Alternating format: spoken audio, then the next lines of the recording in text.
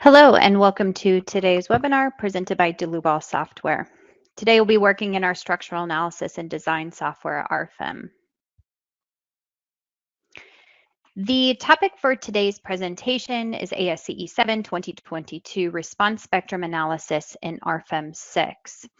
My name is Amy Heilig. I'll be your presenter. I'm the CEO of the US office and I'm located in Philadelphia, Pennsylvania. My colleagues Alex Bacon and Siska Cho will be your moderators, answering any questions you may have. They're both support engineers, also located in our Philadelphia office. We always want to encourage everyone to ask questions throughout this presentation. You can do so within the GoToWebinar dialog box as shown here. If by chance we don't get to all your questions, we will certainly send you a follow-up email afterwards. As far as the content over the next hour today, we do want to begin with the modal analysis add-on within the RFEM 6 program to calculate the structure that we see over here on the right for the natural frequencies, periods, and mode shapes. We'll then move on to the response spectrum analysis add-on to calculate the seismic loads according to the ASCE 7, the latest 2022 standards. We'll talk a little bit more about how we can combine these seismic loads with the other load cases using what we call result combinations. And the final add-on we'll touch on is the building model. So this will allow us to view more information specific to the various story levels in our multi-level story structure for our seismic results. And finally, we'll talk about base shear, drift, and P delta effects and how potentially we can scale up our seismic forces.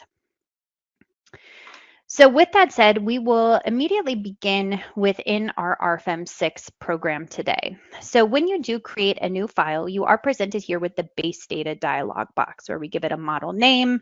The type of model will be in a 3D environment. And under the second tab, these are all of the various add-ons that we have available in the program. So for those of you joining us today who are not familiar with our program setup, RFEM 6 is the base program that allows us to fully model our structures where we have access to all the cross sections and materials from all the various standards. We can apply loads and we can run a full static analysis.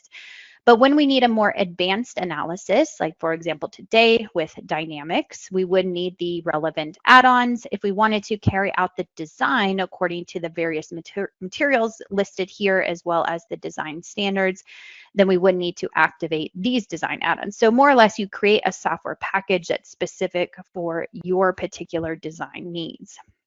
So for today, we will begin without any particular add-ons. We want to work initially within the base program alone. We will generate the load combinations here according to the ASCE 7, the latest 2022 standard. Notice we also have the NBC standard available here within our dropdown. So for the sake of time, I have already modeled our structure that we will be working with today, but I do want to go over a quick model review. So this is a reinforced concrete structure. We have the material 4000 PSI assigned to all elements that you can see here. The cross sections, we do have some cross sections running up through the interior for our columns of the structure, just basic rectangular sections. We also have some beams spanning between the shear walls at each level shown here. And finally, we have our 2D surfaces. So the elevated slabs have a thickness assigned to them as 10 inches, as well as that same concrete material, 4000 PSI. The wall elements are going to be a thickness of 11 inches. And finally, we have our slab on grade element down here at the base of the structure. This is going to be quite a bit thicker at 32 inches thick. Now, we also have our support conditions. So I went ahead and applied a surface support to our slab on grade here. And this is just going to represent the soil stiffness. You can see here, this is applied only in the Z direction with a spring constant here set pretty high. All the rest of the degrees of freedom are released for this simple example. So this would be the information that we would get directly from the geotech engineer. Now, in the lateral directions, I did apply a line support here only at the boundary lines of the slab element itself. So if we take a look at these particular line supports, you can see that I have restrained them in the lateral X and Y directions. All other degrees of freedom are set to release. So this all just depends on your project, and of course the support conditions can vary. So now that we have reviewed the model, let us take a look at the loading. Within our drop-down box up here at the top, I have a few load cases already defined where we can take a look at the loads also applied to the structure. So for our dead load, we have a simple surface load applied at each level. Same concept here for live load, just with a modified magnitude at the lower levels here. We also have a roof live load, again, accounting for the openings here. And finally, we have a snow load. So with all of these load cases, we are going to also take a look at them within our load cases and combinations dialog box. And we'll actually be within this dialog box quite a bit today. One thing that I wanted to point out with the load cases, I do have an additional structure modification applied here to each load case. This is specific to the ACI standard for members and surfaces, where we can apply that I crack factor for reinforced concrete to reduce the stiffness for our analysis. Again, required by the code. I'm not going to go into much detail with this today. We do have previous webinars on both the ACI and the CSA 823.3 that you can refer to. So now that we have our 4 static load cases here, I'm actually going to make a copy of my existing dead load case. And the reason why I want to make a copy of this is I want all of the loads that have already been applied under the dead load case to also be applied here in load case number 5. This is going to have a new load case name here for our vertical seismic. And I'm not quite yet ready to jump into the response spectrum analysis, but I am going to apply the seismic loads as a static load type to begin with. So therefore, we can rename this one to vertical seismic. And I also want to specify here directly from the code section 12422, and in particular equation 12.4-4A, exactly the equation that I will be applying for this load type. So referencing this equation from the code, this will be a factor of 0.2 multiplied by SDS, multiplied further by our dead load.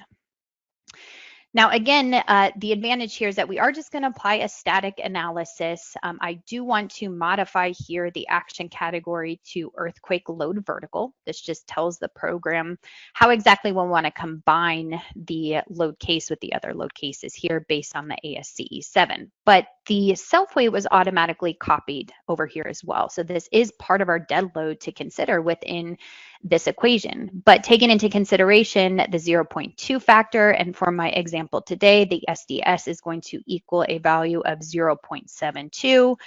I multiply those by the negative 0.1 factor for, the negative 1 factor for self-weight. This gives us a value of 0.144. Now, if you remember too that under my dead load case, we also had an applied additional dead load at each of the story levels that we want to consider for the vertical seismic. So therefore, I'm going to select all of the elements within the graphical view here, and we want to double click on this surface load itself to make a modification here to the load magnitude. So again, referencing the ASCE equation, we will take into consideration the 0.2 times 0.72 multiplied by this initial dead load, 0.02, and we're going to get a value here of negative 0.003. So a very small load to consider in the vertical direction.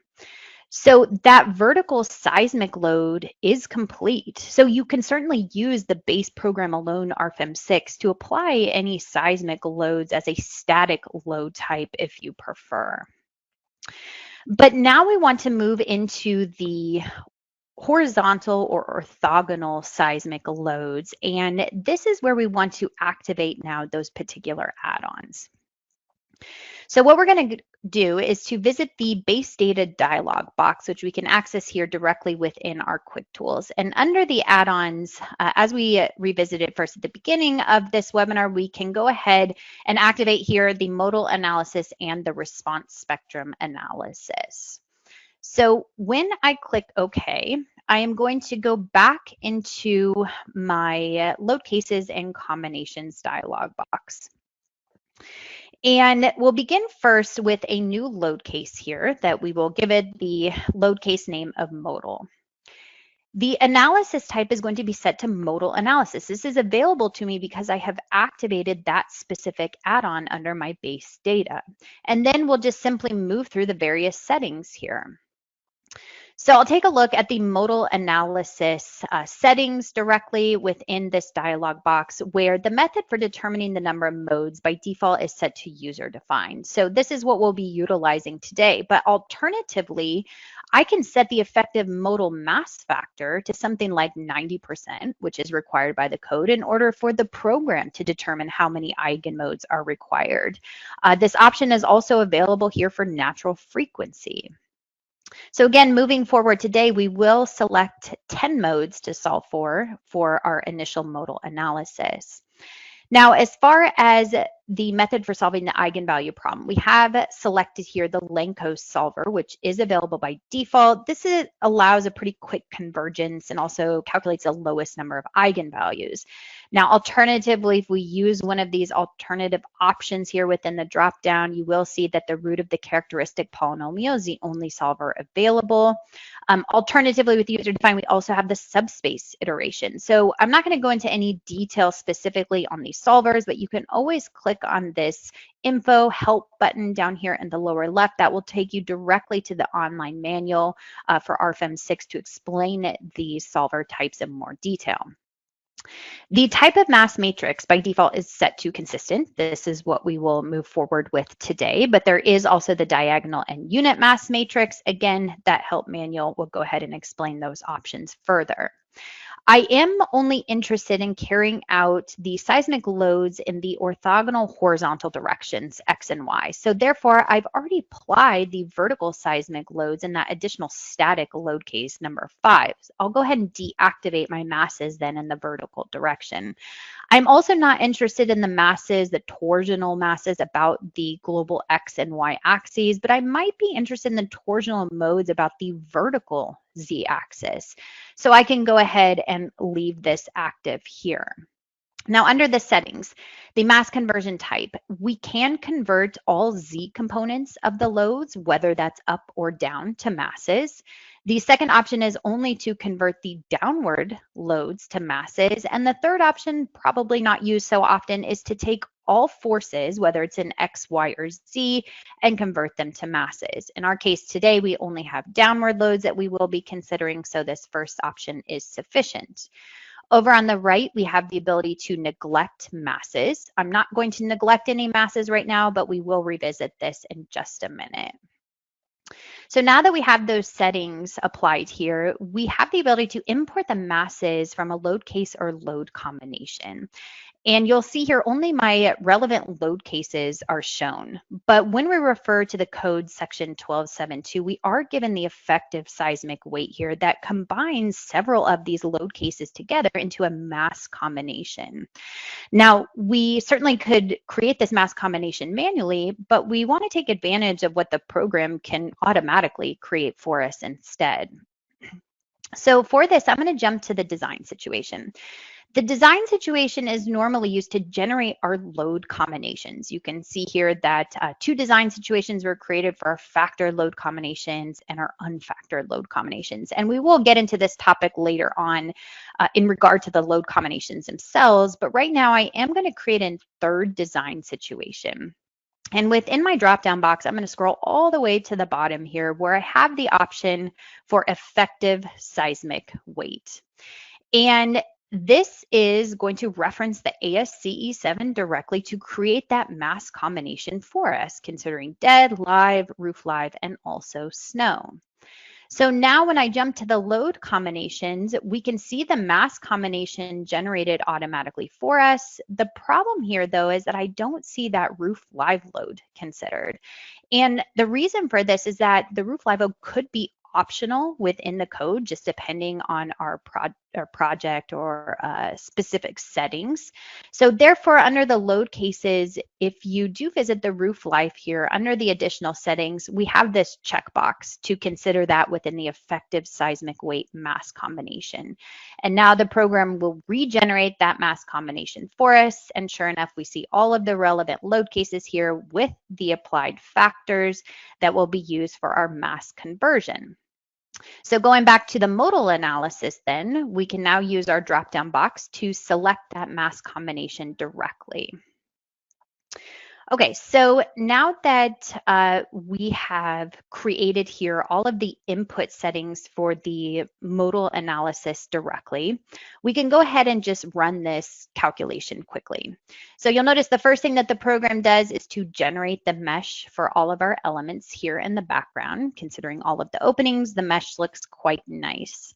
Then we are going to calculate through those 10 different eigenmodes that I had essentially set within those settings so that the program will go ahead and take a look at the natural frequencies here for each one of those. We are converting, again, the masses from that mass combination to take into consideration with the modal analysis. So once this calculation is complete, we are presented here with the results. So we might make some modifications here graphically just to better see our results. For example, we can turn off the FE mesh up here at the top within our quick tools.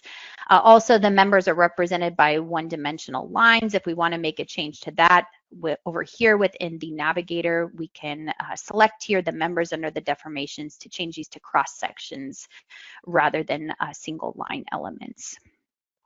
So currently we're viewing the mode shape here, and within this dropdown, we can take a look at the 10 different mode shapes that we have solved for, and we'll see the structure response adjust accordingly.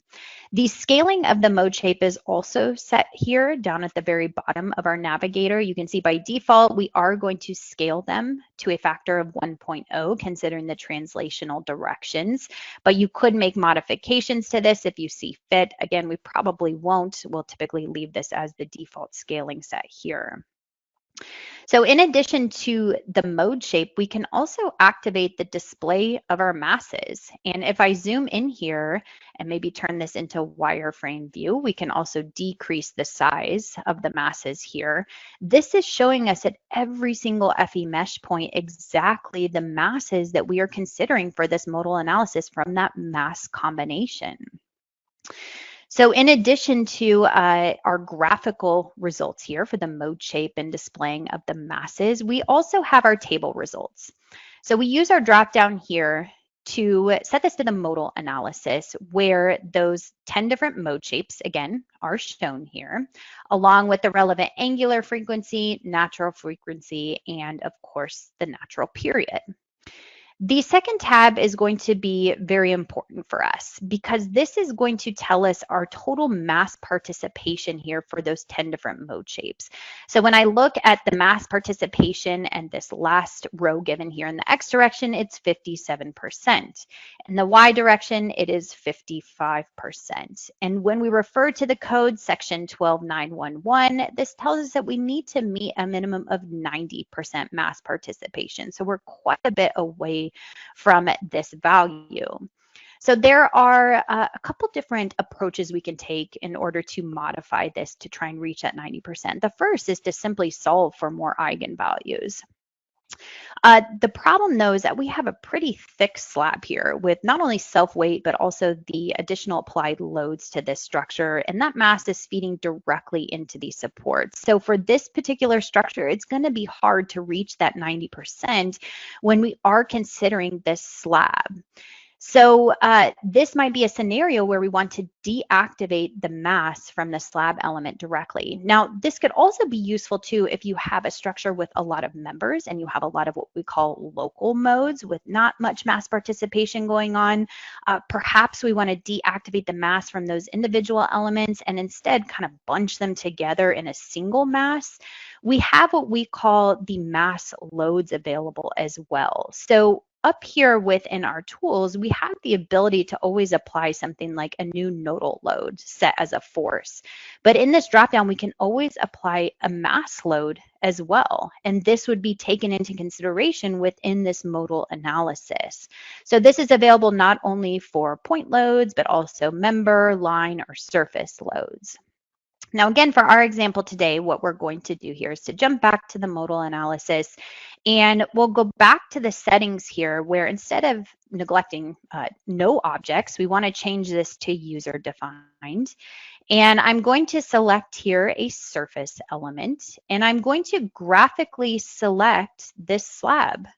This is surface number 1. I could directly type it in here as well. We will neglect the masses in all directions. I click OK. The program tells me it needs to delete the results.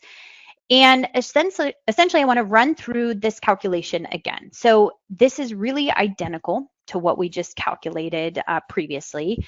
The program doesn't need to regenerate the FE mesh. We did not make any modifications to the geometry of the structure itself, but rather the only thing that we did was neglect the mass in that slab element. So self-weight, dead, live, any of the other applicable loads that were converted to mass. We are still solving for a total of 10 different modes. So once this is done with the calculation, we immediately jump to the table and we see here in the X direction, we have 94% mass participation, and in the Y direction, we have 91% mass participation. So that looks quite good. That's exactly what we want to meet at a minimum. So this is sufficient here for our modal analysis. What else you could verify too is if we activate the display of the masses, you'll notice we have no masses now on our slab element.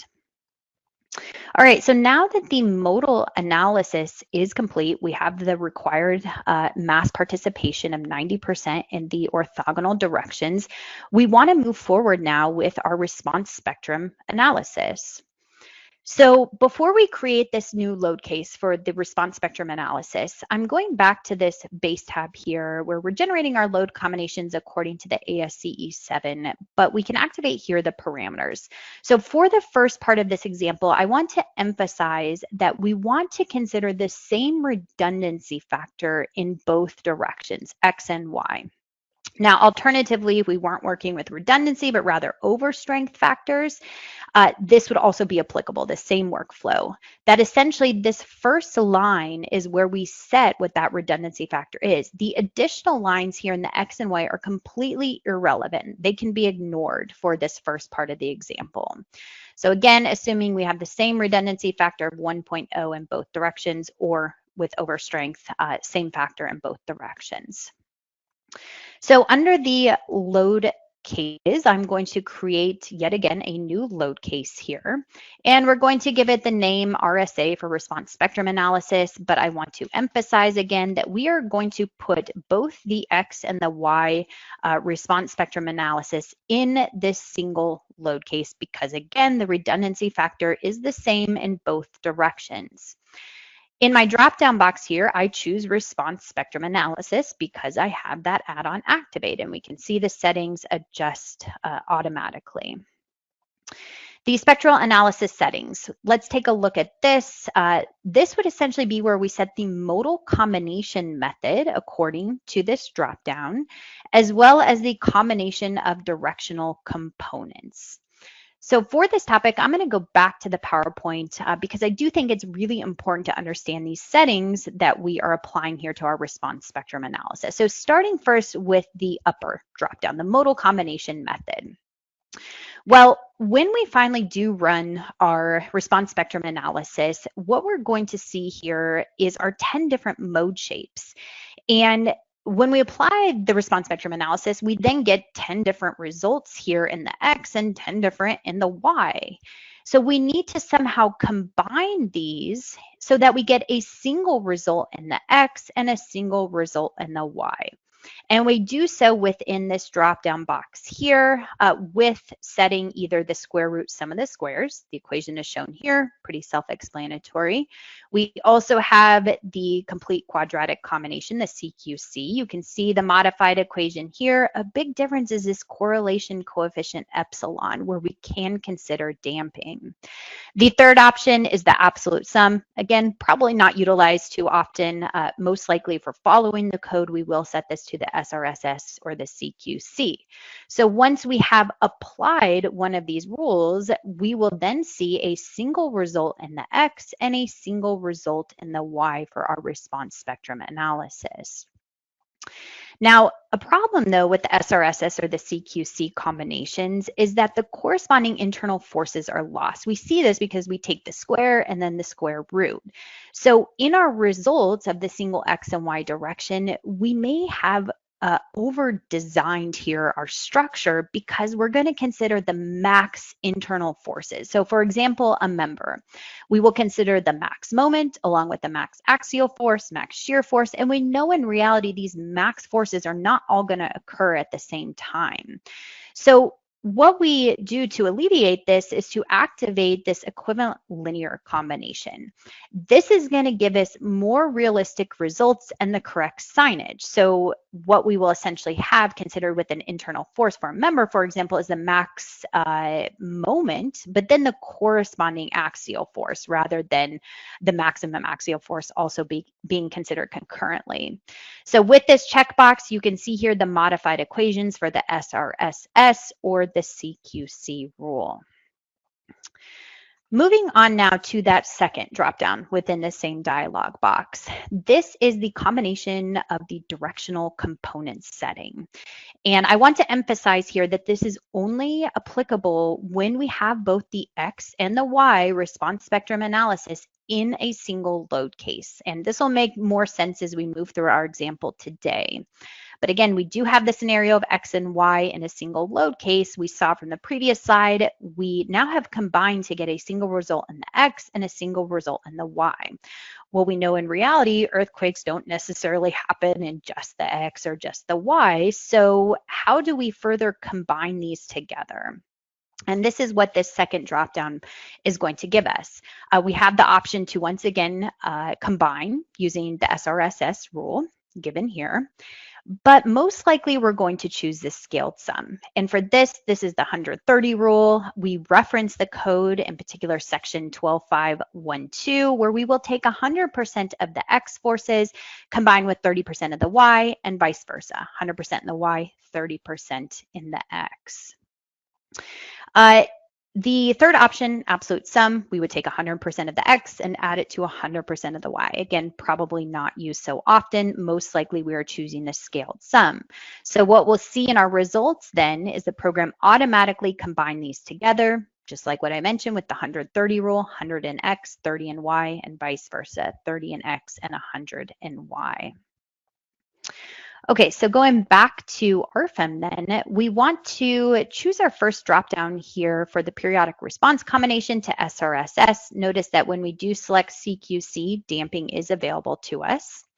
We will want to turn on the equivalent linear combination. And then as far as combining here, the directional coefficients, we follow the ASCE 7 to set this to the scaled sum for the 130 rule. And now we just continue to move on down this list. We do want to import the modal analysis from load case number 6. We only have one modal analysis load case.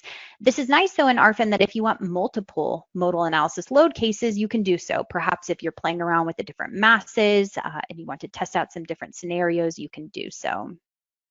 The action category is automatically set to horizontal earthquake forces from the ASCE. Again, this will help combine these later on into load combinations and result combinations. We also have the ability here to consider accidental torsion. So this comes from the code, section 12842, that if our structure maybe has a non-flexible diaphragm, if we have irregularities, we may want to consider this additional accidental torsion with our seismic loads. And this is 5% of the building length in both directions. You can see the building length is automatically determined by the program. You could also override that if you would like. The save results of all selected modes. I will turn this on. This just refers back to the PowerPoint that I had just explained here, where we have all the different mode shapes in the X and Y direction. We can actually view the results for all of those mode shapes within the program as well. This last option, this is completely irrelevant when we are combining X and Y together. So nothing to worry about right now. We'll get back to this later on. The response spectrum. Remember, we are combining X and Y. Therefore, we activate the response spectrum in both the X and the Y directions. Z has already been taken care of in the static load case, so we'll leave that turned off. Now, by default, the program will go ahead and create the response spectrum type according to the ASCE 7 for a 2-period as listed here. So I'm going to go back to the PowerPoint to discuss this in more detail, the design response spectrum in section 11.4.5. Today, we will be focusing on the multi-period response spectrum from 11.4.5.1. As most of you know who are joining us today, this was a pretty significant change within the 2022 standard, that we now have introduced this multi-period response spectrum that has 22 response periods in comparison to the previous 2-period response spectrum, which is still offered in section 11.4.5.2.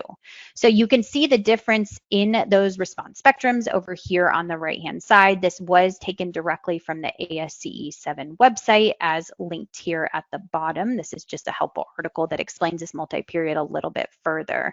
So certainly looks a bit different here when we take a look at the response spectrum itself. Now, this was introduced for improved accuracy, especially for soft soils or structures with long periods. Now, this particular article also states that essentially when we are running a modal response spectrum analysis from section 12.9.1, which is what we're doing today, we are required to run this multi-period response spectrum. We get this information directly from the ASCE hazard tool. I've linked it here. We'll certainly be utilizing this today to pull that USGS seismic design data to generate this response spectrum. One other interesting point I put here down at the bottom is that, yes, we will certainly use a multi-period for our response spectrum analysis, but later on, we are going to talk about scaling up possibly these seismic forces when we compare the base shear to the equivalent lateral force procedure and that base shear that was calculated from there. This article does tell us that, yes, again, apply the multi-period for the response spectrum, but when you calculate the base shear outside the program according to equivalent lateral force procedure to scale up the base shear itself, that we would use the 2-period. You wouldn't want to use the multi-period for both. This results in a little bit of an over-conservative design. Again, we'll talk about that in just a bit. Okay, so I'm going to go back to RFEM, and we're going to create a new type here set to user defined. And we could even rename this. We'll call this ASCE 7, again, the 2022, but this is going to be the multi-period. And for this information, we are going to visit the ASCE 7 hazard tool. So I've already input my information here for Charleston, South Carolina. We're just using that same example from the ASCE. I have a risk category set here, soil class of stiff soil, and we get our data shown to us directly on this website. We also have the ability here to generate a CSV file. So we open the CSV file in something like Microsoft Excel, and it's quite simple. We have our 22 periods shown here with the relevant accelerations. So I'm going to take these period values and I just simply hit Control-C. I go back to RFEM here and I click in this first cell and I hit Control-V. Now everything is red right now, and that's just simply because we need to go back to the Excel file and do the exact same thing here with our accelerations. So we'll go ahead and highlight all of them, Control-C, we go back to RFEM here, and I click in this first cell and Control-V. And now we see this exact same data populated here within RFEM. So I can click OK, and then I want to ensure that I select this multi-period here from my dropdown rather than the 2-period. We also have this scale factor. And this scale factor is going to come into play several more times in the rest of this presentation. But to begin, I want to discuss the modal response parameters in the code section 12912. So if we are applying this response spectrum analysis for force-related design, so this is for story drifts, support forces, or for member forces, the code tells us that we need to take this response spectra, in our case, it's this multi-period, and divide it by the response modification coefficient, further divided by the importance factor. If we're using this response spectrum analysis for a displacement related design, so this is for displacements or the structure's overall drift, we need to once again take that response spectrum, our multi-period, and multiply it by the deflection amplification factor divided by the importance factor. So we might be wondering, well, how do we take into consideration these factors? Well, we do so directly with this scale factor input. So for example, if we are doing the force-related design, we would multiply here I sub E over R, or we could take the displacement-related and multiply C sub D over I sub E.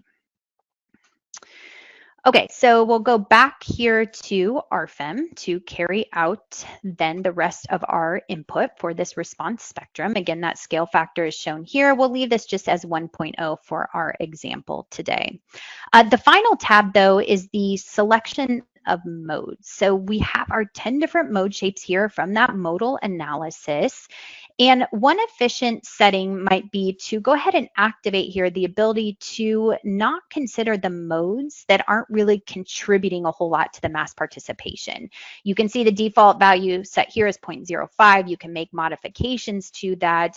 The reason why is if you have 100 modes that you've solved for, there may be many that really aren't contributing too much. This is going to speed up the calculation. This is going to decrease the amount of result output, but we always want to make sure here that we're still meeting the mass participation. So for my example today, we could deactivate modes number 7 and 8. You can see we're still meeting that 90% mass participation in both directions. So that looks quite good there.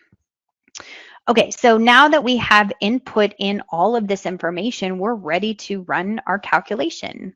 Now, this will take just a minute to solve, so I'll go ahead and toggle here to a model where we have already run this calculation where we can directly look at our results in RFEM.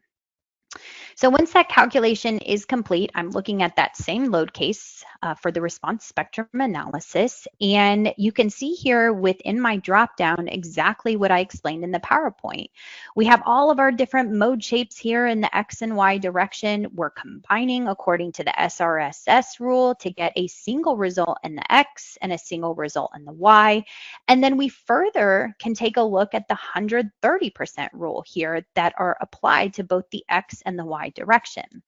Now, one thing that the default option here up at the top is this scaled sums envelope. So we don't have to worry about, okay, what's the worst case scenario with 100% in the X versus 100% in the Y? The program does this automatically for us and gives us an envelope solution considering all the options within this list here. So with this scaled sum envelope, we're currently looking at the global deformation. We've already applied the seismic loads to our structure. We've run the analysis. So now we're looking at the actual results here from the horizontal seismic loads only.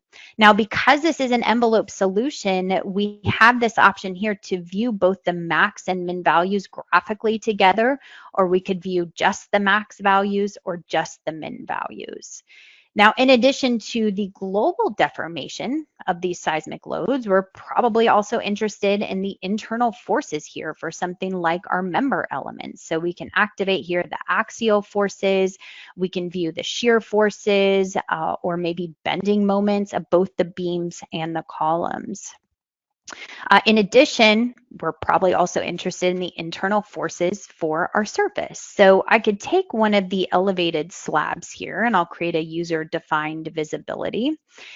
And we can activate the bending moments of this first level slab in the X direction, or take a look at bending moments in the Y direction, and so on.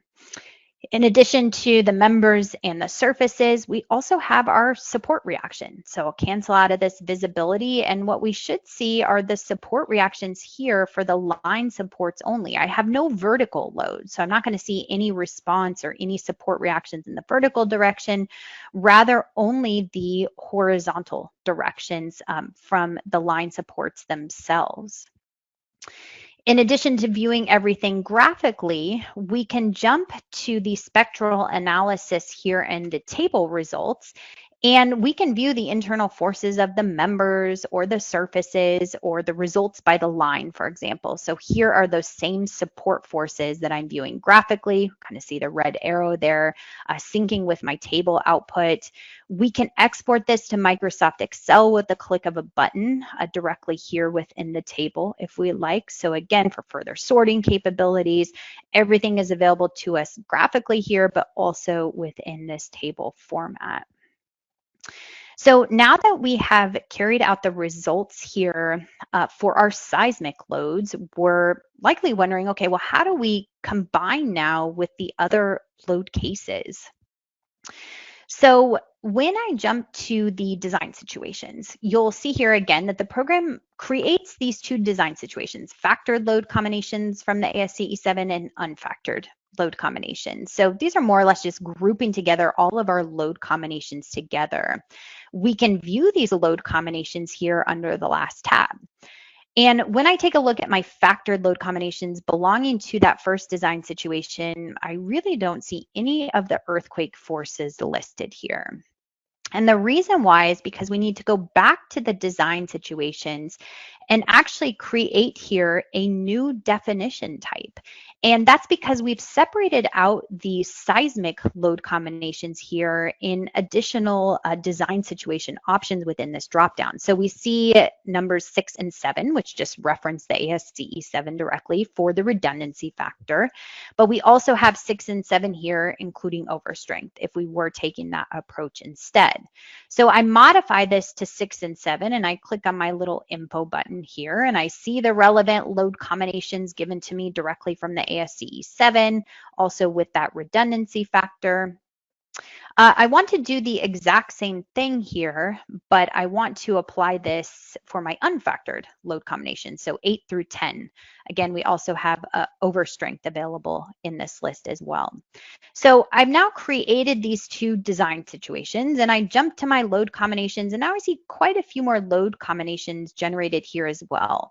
The problem, though, is that only that static vertical seismic forces are included in these load combinations. I don't see anything to do with my response spectrum analysis. And the problem here is that with load combinations, we are going to take all of the loads at once and then run the calculation. And this is what allows us to take into consideration second order effects like P delta, or even third order effects if we had cables or fabric membranes. Well, if you remember from our response spectrum analysis, we already have the results available to us. So instead, in order to combine these with the other load cases, we have to do this linearly, according to first order analysis, through what we call our result combinations instead. So back under the base tab, I'm going to activate here the result combinations. And what you'll see is that we get a new tab available here, but it's still empty. And the reason why is because under the design situations, we're currently generating still those load combinations. We're going to go in here instead and create a new definition type for the combination wizard settings and toggle this now to result combinations. And it clearly also states linear analysis. We cannot combine second order effects to the results of other load cases or combinations with second order effects. You cannot just sum them up. It will essentially provide incorrect results. So this is why we always have to do this linearly according to first order analysis. So now that this particular setting has been defined, what we can do here for both of these design situations is to toggle to the result combination. And under my last tab here, now I'm finally seeing exactly what I would expect. I see my horizontal forces with this particular load case combined with the vertical, as well as the other load cases. Now, you'll also notice here for that response spectrum analysis within this dropdown, the scaled sums envelope is listed. We could toggle this if we wanted to 100% in the X versus 100% in the Y. But remember, the scaled sum envelopes is going to be the worst case scenario, the envelope solution of all of these options listed here. So we'll likely leave this as is. So now that we have all of the information defined here with result combinations, design situations, we would be ready to move forward with possibly the design of our structure. So for today, maybe we activate the concrete design add-on and move forward with design according to the ACI. Again, there are previous webinars that will go into a little bit more detail related to this. So sticking with the response spectrum analysis, we want to move into the second part of our example today. And if you remember under this base tab that we have here the redundancy factor that was considered the same in both directions. It could be quite common though that we have a different redundancy factor in the X versus the Y. Same concept for overstrength. It just depends on our structural system if this is applicable to our design. So I do want to move forward with assuming here that we possibly have a redundancy factor of 1.3 in the X direction while keeping a factor of 1.0 in the Y direction. So now this first line is completely irrelevant. We are now focusing on these two separate X and Y directions here. Again, same concept with overstrength. This final line here, this will come into play with the 130% rule. So just keep this in mind. This is currently set at 30%. We'll talk about this in just a minute. So with that said, the problem now, if I go to my load cases tab here, I can no longer consider X and Y together in the single load case. I now need to separate these out into two separate load cases. So the first thing I want to do is to deactivate this previously created load case. It's not enough just to uncheck here to solve. That will just make sure it's not solved for when we go to calculate all. But in order to remove from the actual load combinations themselves or the result combinations, under the Actions tab, I want to go ahead and select the horizontal earthquake forces and uncheck this active here. So now it's completely taken out of the load combinations as well. I will take this load case and I'm going to create a copy here. We'll go ahead and activate this one. And we're going to make some modifications here, beginning with the description. So this is the response spectrum analysis only in the X direction. I'm going to make a copy here, and we want to go ahead and rename this second load case, the response spectrum analysis in the Y direction. Now, going back to this input information under this first tab, really everything stays the same. So no modifications are needed here. But under the response spectrum, we want to ensure that we apply the response spectrum in the X to the load case with X. So we'll go ahead and uncheck the Y direction. And same concept here for our load case in the Y, we want to apply the response spectrum in the Y direction only. So now two separate settings here for each of those load cases.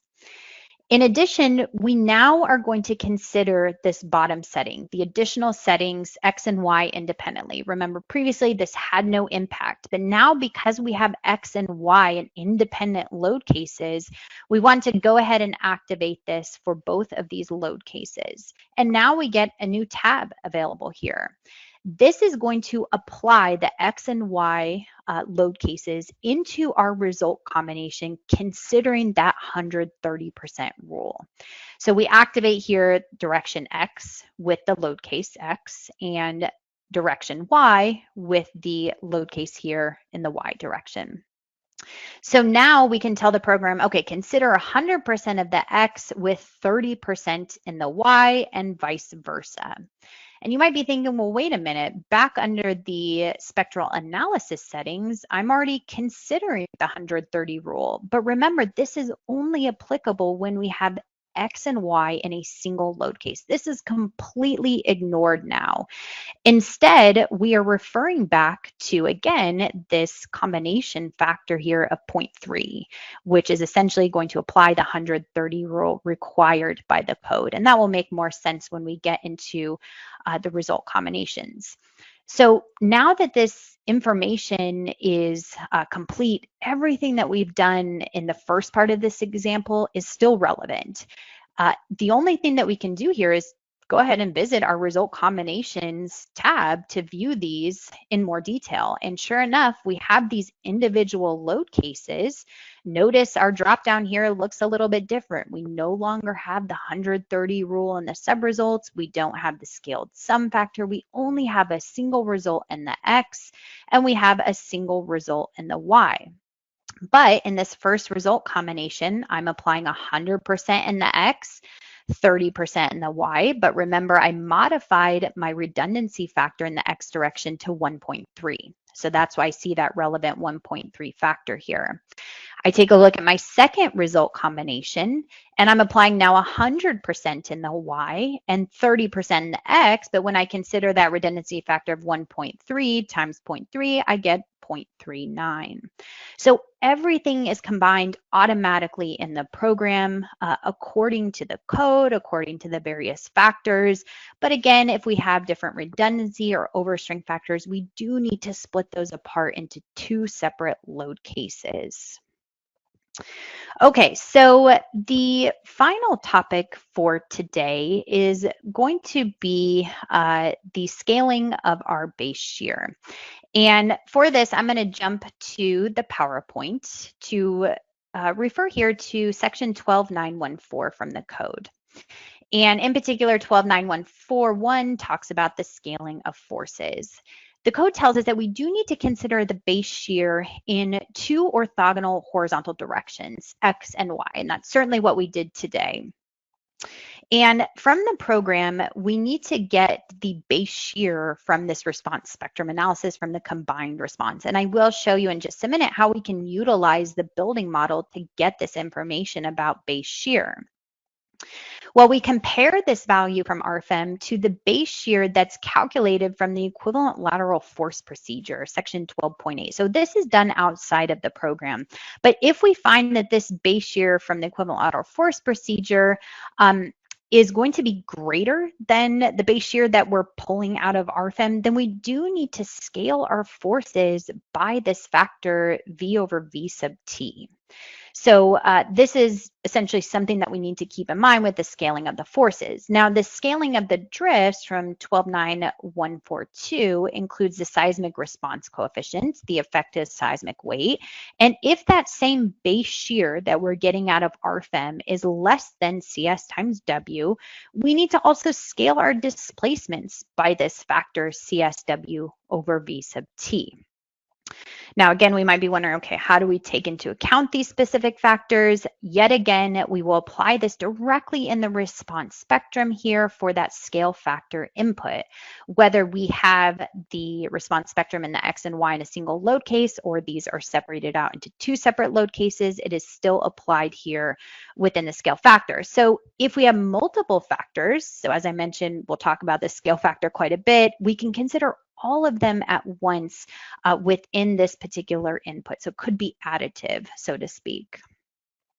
So going back to RFEM now, I want to quickly show you how you can activate the building model add-on. And for this, I am going to jump to an already saved model here where I went ahead and ran the calculation for these two separate load cases in the X versus the Y that we just talked about. And we can visit our base data dialog box. Under the add-ons, we can activate here the building model add-on. So RFEM is a general FEA program. We are not restricted to modeling buildings in this program. We can really model everything. But the building model add-on is really efficient for defining this more building-specific data in this general FEA program. So back under our Navigator data tab here, when I collapse all of these folders, we now have a new one called the building model add-on. And I go ahead and create a new building story. So now in this general FEA program, we have the ability to define story levels. The program automatically creates our first story level at 11 feet. That's great. I'm going to go ahead and create the additional story levels at the additional locations here. Now, everything highlighted is essentially attached to this story level. The building model add-on also gives us the ability to define diaphragms like flexible, semi-rigid, or rigid. Again, not getting too much into the details today. We do have previous webinars that dive a little bit more into this, but the specific purpose right now is to define these specific story levels. So when this information is input, what I can do here is jump down to the spectral analysis results. So this is my response spectrum in the X direction, my results here in table format. Well, now because we have enabled the building model add-on, we get a new option here called results by stories. And within this first tab, this will actually show us the center of mass at each story level. If we had a rigid diaphragm, we would also see the center of rigidity given here.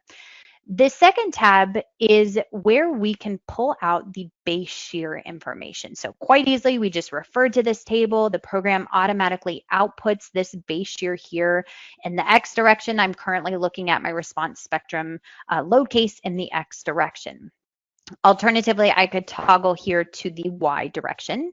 And what we would want to compare that to is the base shear here in the Y direction as well. Now, we also are given information about the story shear.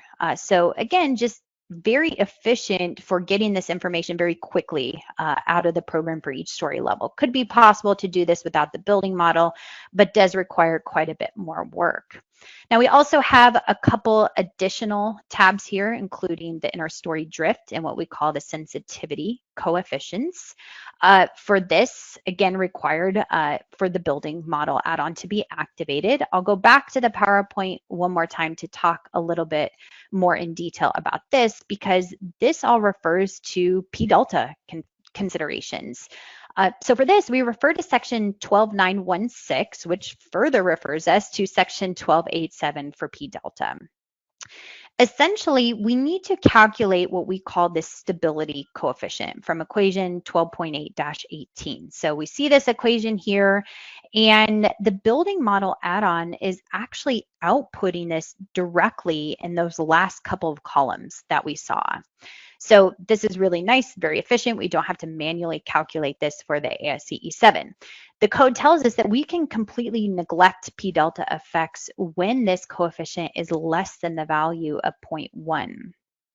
Now we need to further calculate the max stability coefficient according to the equation given here. So when the coefficient that's given to us in the program is in between the range of 0.1 and theta max, we do need to scale our displacements and forces by the factor 1 over 1 minus theta.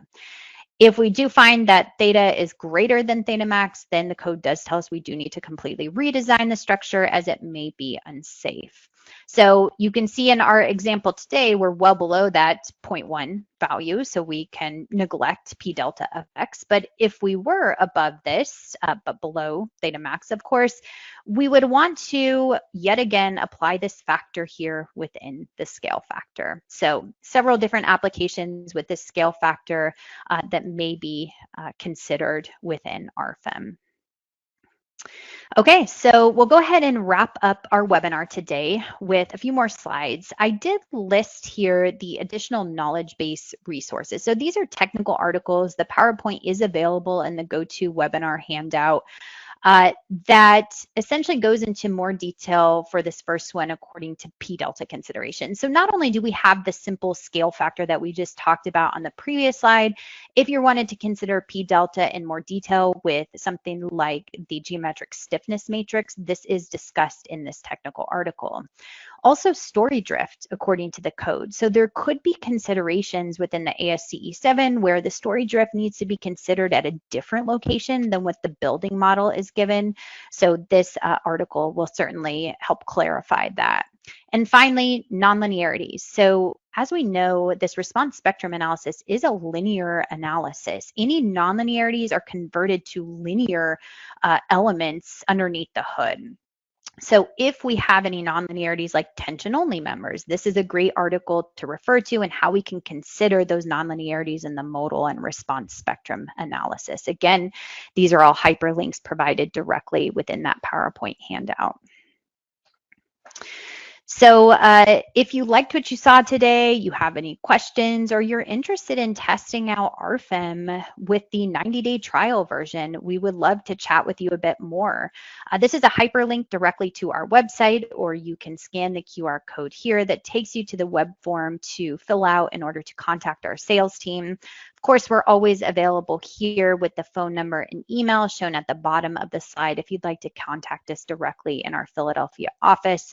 Our email is info-us@delubal.com. We will have many more upcoming webinars. We try and do these approximately once per month. You can register at delubal.com under support and learning webinars. As most of you know, I will tend to send out a reminder email about a week before these take place, so keep an eye out for that. PDH certificates will automatically be emailed to all participants who are here for the full presentation. So that is a requirement of the states that we are pre-approved providers, that you are here for the full 60-minute duration in order to receive that PDH. If you watched with a colleague or you watched in a conference type setting and you yourself did not register with your own name and your own email through GoToWebinar, you will need to request that PDH at the given email address shown here, info-us@delubal.com. So you'll want to ensure that you were here for the full duration. Let us know who you watched it with. And again, we'd be happy to issue you PDH credit if you yourself did not register directly for this webinar. And with that said, I want to thank everyone for attending our presentation today. There will be a short survey that pops up. Would love it if you could fill out some comments about the presentation. And with that said, we hope to see you at the next one. Thank you.